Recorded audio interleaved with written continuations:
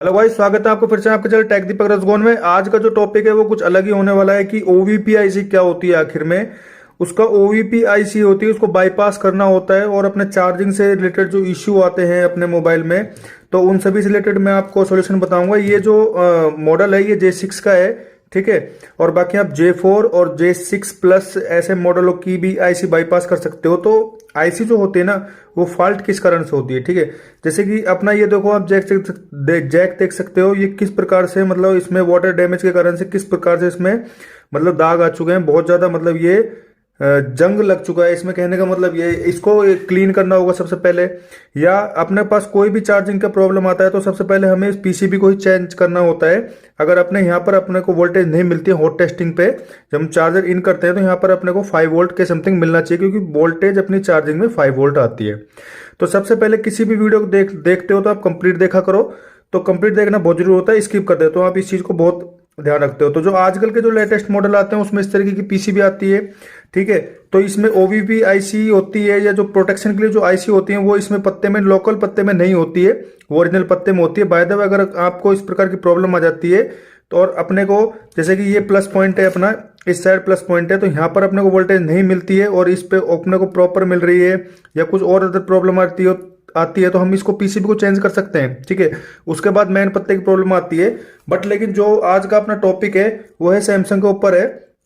Samsung के कई model में 12 पिन की ओवीपी आईसी लगी होती है, जैसे कि ये J6 का मॉडल है, J600F, और J6 प्लस, J4, और शायद अदर मॉडल में भी आती होगी। तो ये 12 पिन की आती है, ठीक है।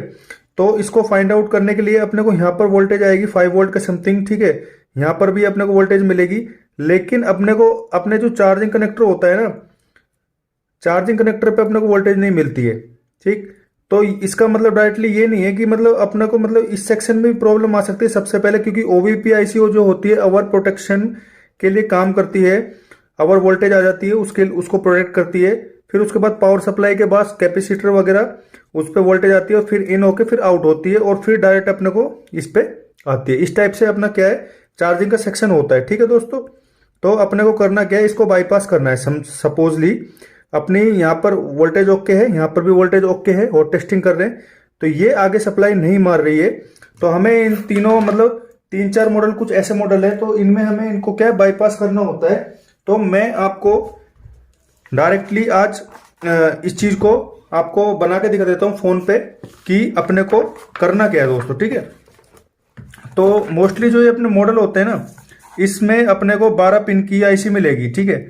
1 2 3 4 5 6 7 8 9 10 11 12, इस तरीके से क्या है अपने को ओवीपी आईसी मिलेगी, ठीक है।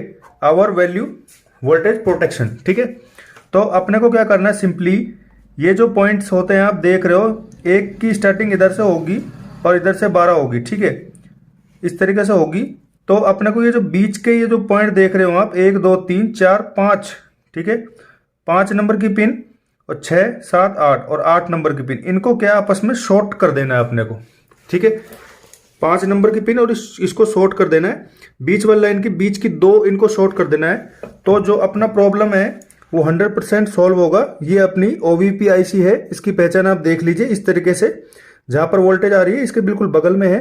तो इसको बाईपास करने के लिए हमें इस तरीके से ये मेथड अपनाना पड़ेगा। 12 पिन की होती है तो इसको ऐसे करना पड़ेगा और अपना सोल्यूशन 100% हो जाएगा। तो वीडियो आपको अच्छी लगी तो उसको लाइक शेयर सब्सक्राइब जरूर करना, थोड़ा सपोर्ट करे करो। थैंक यू दोस्तों।